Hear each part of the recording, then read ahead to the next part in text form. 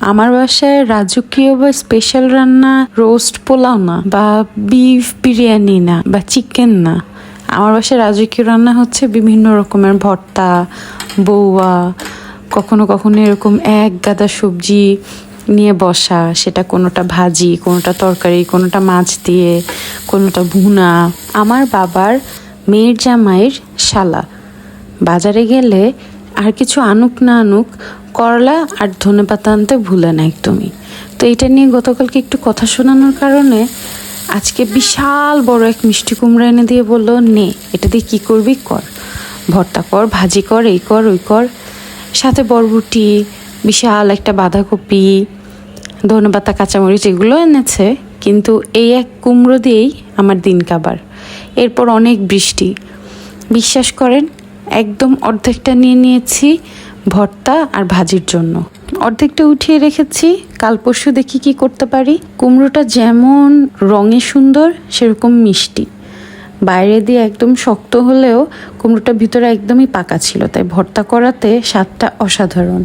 ভাজা পেঁয়াজ, শুকনো মরিচ দিয়ে, কাঁচা সরষের তেল দিয়ে মেখে, ধনেপাতা দিয়ে সুন্দর করে ভর্তাটা করে নিলাম। এদিকে ভাজিতেও দিয়ে দিলাম। ওই যে বললাম ধনেপাতা নিয়ে আসবে আর সব কিছুতে গাদা করে করে ধনেপাতা দিতে হবে। ওইদিকে দেখেন বৃষ্টি থামার নামই নেই, ওয়েদারটা এত সুন্দর আর ঠান্ডা, মনে হচ্ছে একটু এটা রান্না করি সেটা রান্না করি। চেলা শুটকি, মলা মাছের শুটকি বা অন্য যে কোনো নামে এটাকে ডাকতে পারেন, সেই শুটকিটাকে খুব ভালোভাবে টেলে নিয়ে তাতে অল্প একটু পানি দিয়ে 10 মিনিট রেখে দিলাম চুলাটা বন্ধ করে। সফট হয়ে গেলে খুব ভালোভাবে একটা একটা করে শুটকি মাছ পরিষ্কার করে পেঁয়াজ এখানে ভেজে নিচ্ছি। বরবটি দিয়ে একটু চচ্চড়ির মতো করব। আমার ইউজুয়ালি শুটকি রান্না হচ্ছে অনেক হলুদ মরিচ আর ধনিয়া দিয়ে একদম মশলা মশলা। আজকে সবাই বললো কি একটু সবুজ সবুজ খেতে চাই। কি ওইটা আবার কিভাবে করে? শুটকি আবার সবুজ সবুজ খাওয়া যায় নাকি? তো যাই হোক, তাদের ডিমান্ড আমার তো পূরণ করতে হবেই।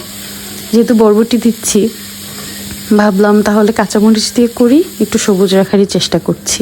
আমাকে কিন্তু এই শুটকি রান্না হাতে ধরে শেখানো হয়নি। সুদূর কোনো এক দেশে বসে ফোনে আম্মু আমাকে বলেছিল এভাবে এভাবে করতে হবে, সেই তখন থেকেই আস্তে আস্তে আস্তে আস্তে করে শিখলাম। আর বাকি আমার বাসার খাদ্য রসিকরা তো আছেই, এটা একটু কম হলে ভালো হতো, ওটা একটু বেশি হলে ভালো হতো, এভাবে হলে ভালো হতো।